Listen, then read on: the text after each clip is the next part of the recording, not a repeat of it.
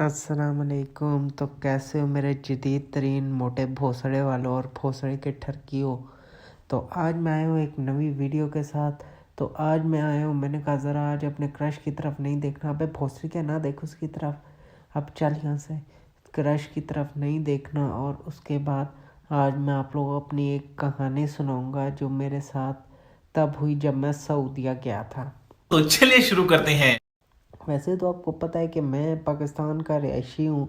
तो पाकिस्तान में बहुत गरीब किस्म के लोग पाए जाते हैं, यानी पुअर पीपल्स। आप समझ तो गए होंगे ना पुअर पीपल्स किन्हें कहते हैं।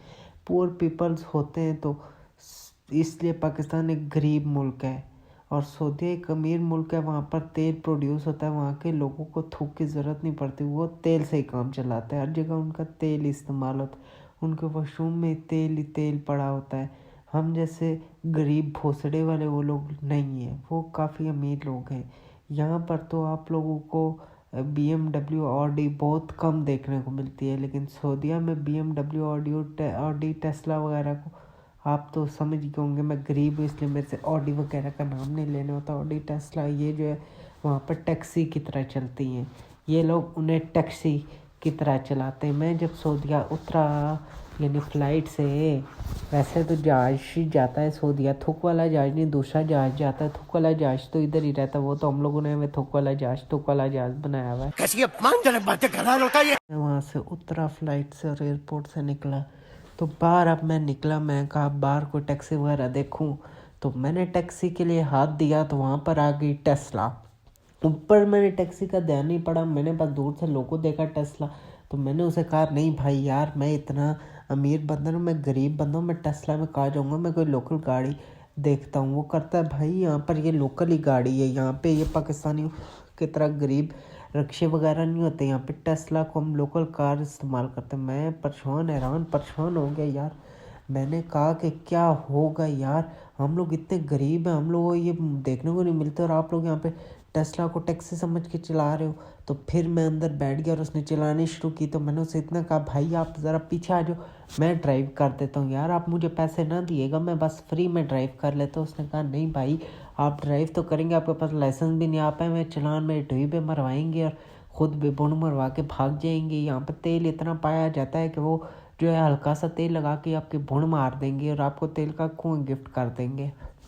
तो मैंने उसे कहा कि तेल का कुआं तो मिल जाएगा। वो कहता है भोसड़ी के यहाँ पर इतने शेख ठरकी होते हैं कि वो तेरी बुन मारना शुरू करेंगे, तो फिर इतनी बुन मारेंगे तेरी इतनी फाड़ देंगे कि तो तेल का कुआं क्या, तुझे पूरा दुबई का तेल भी दे दिया जाए तो तुझे वो उसके आगे कम लगेगा।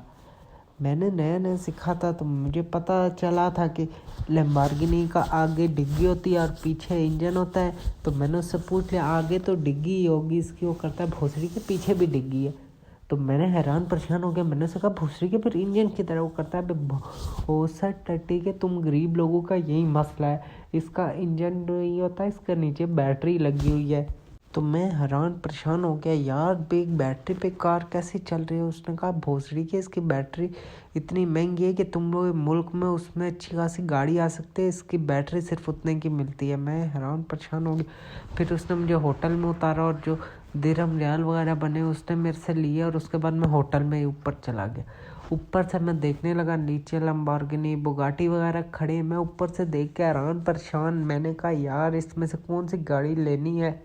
तो इतने से मेरे अंदर से मेरे ज़मीर की आवाज़ आई, अबे भोसड़ी के पहले पैकेज तो करा ले, नेट तेरा सही चल नहीं रहा और तू इतनी महंगी महंगी गाड़ियाँ लेगा। अबे भोसड़ी के तू जिस मुल्क से आया है उस मुल्क से तेरी मेहरान लेने की औकात नहीं, और तू लैम्बोर्गिनी बुगाटी का सोचा। मैं कहा यहाँ पर ये लोकल गाड़ियाँ होंगी, लेकिन बाद में पता चला इन लोकल गाड़ियों को लेने के लिए भी आपकी बुन फाड़ जाती है, यानी शेखों से मरवा के आपकी फटे ना फटे, लेकिन यह लेते हुए आपकी लाजमी फट जाएगी और आपकी बुन इतनी गंदी फाटेगी कि उसके बाद आपकी बुन जुड़ने के काबिल ही नहीं रहेगी। और ये भोसड़ी का कौन मुझे फैर मारा भोसड़ी का। फिर जब मैंने अपना पैकेज कराया और फिर मैं सोचने लगा कि इनमें से कौन सी गाड़ी लूँ, तो अंदर से मेरे ज़मीर की इतनी आवाज़ आई, अबे भोसड़ी के ये तेरी औकात से बाहर है, तो शेखों से बुन मरवा के पैसा साल लगा के भी जितना पैसा कमाएगा उससे ज़्यादा महंगी एक गाड़ी है। तो फिर मैंने सोचा कि इतनी बुन पाटवाने से अच्छा है कि मैं इन गाड़ियों की सोच ही छोड़ दूँ, यहाँ पर इन गाड़ियों में लोकल गाड़ियों में घूम ही लूँ।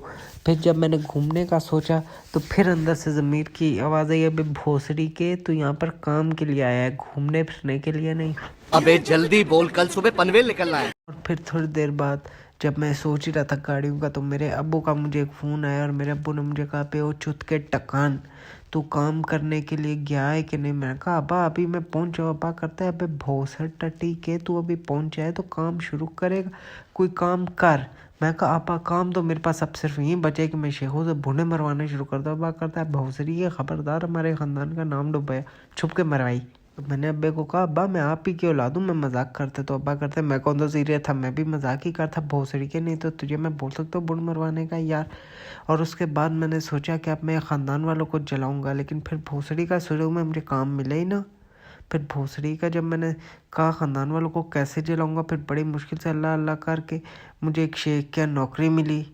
नौकरी गार्ड की थी लेकिन शेख चाहता था कि मैं उसकी मारूं और उससे पैसे लूं, लेकिन फिर मैं परेशान था। मैं कहा ये ना मैं इसकी मार लूँ, ये तो बोले मरवाओ फिर पैसे दूंगा, फिर मेरी जान भी ज़ाया होगी और मेरी बूंद भी पाट जाएगी।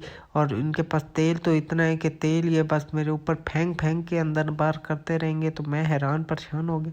इतने में मेरे ज़मीर की आवाज़ आई, भाई भोसड़ी के काम तो छोड़ दे इससे पहले कि शेख तेरी बूंद पाट दे।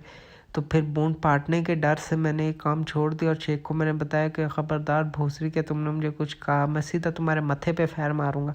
फिर शेख किया तो मुझसे डर गया, लेकिन शेख ने मेरे ख़िलाफ़ कंप्लेंट करा दी। फिर मैंने उधर से नसना दौड़ना शुरू किया, ऐसे जैसे ये नसरा दौड़ है शुरू किया। और फिर उसके बाद मैं इधर उधर ही नसता दौड़ता रहा।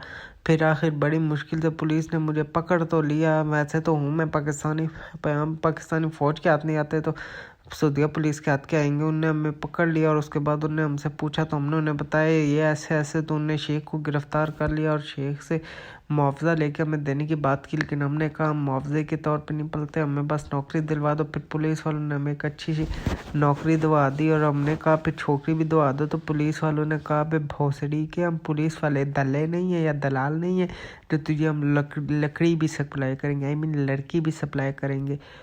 तो उसके बाद मुझे थोड़ी गैरत आई, मैं उधर से मुंह झुका के उधर से चला गया।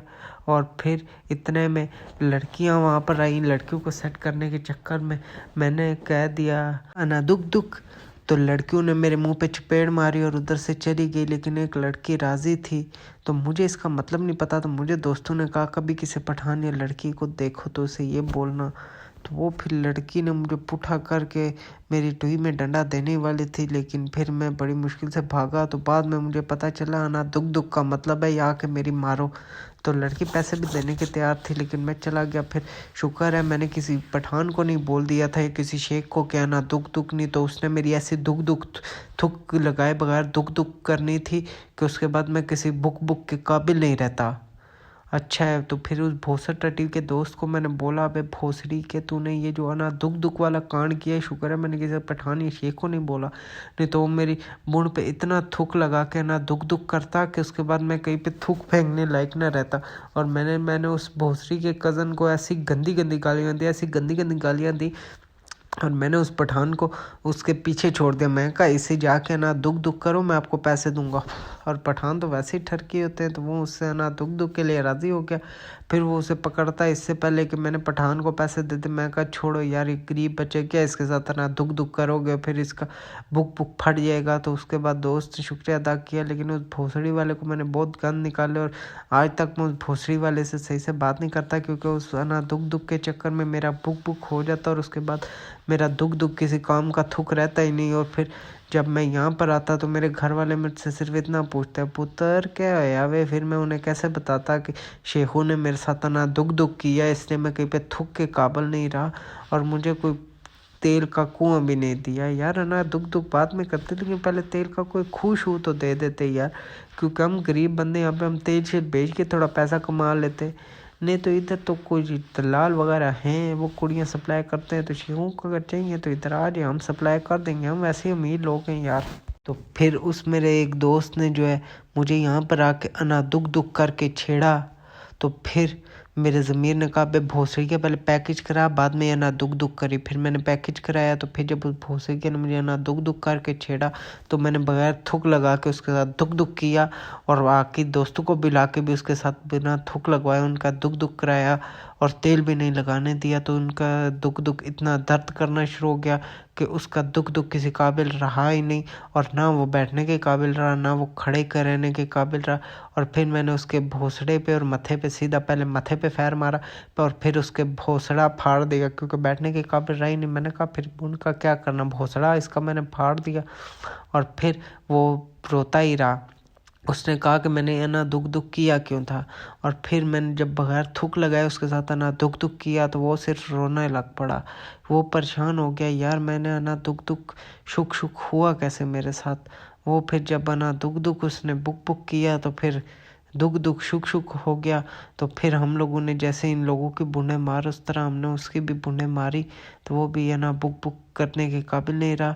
तो उसके बाद हम लोगों ने कहा कि अब हम ज़रा चलते हैं क्योंकि हम जो हैं आगे हमें लोग बुला रहे होंगे और हमें बहुत सा ठट्टी का यूनिवर्सिटी की तैयारी भी करनी है क्योंकि हम ऐसी अजीब यूनिवर्सिटी में पढ़ते जिस यूनिवर्सिटी के होने का कोई मकसद नहीं है। ये इस यूनिवर्सिटी में मैं सिर्फ इसलिए गया था क्योंकि मेरे मुर्शिद ने बनाई थी, नहीं तो ऐसे भोसड़ी की यूनिवर्सिटी में जाने का मकसद ही नहीं। तो ठीक है मैं चलता हूँ। मैं गुंडू कैमरामैन बुंडू के साथ लुंडो न्यूज़ कहूटा तो इस भोसड़ा टीके की भोसड़ा फाड़ूंगा जिसने मेरा भोसड़े पे गोली मारी है।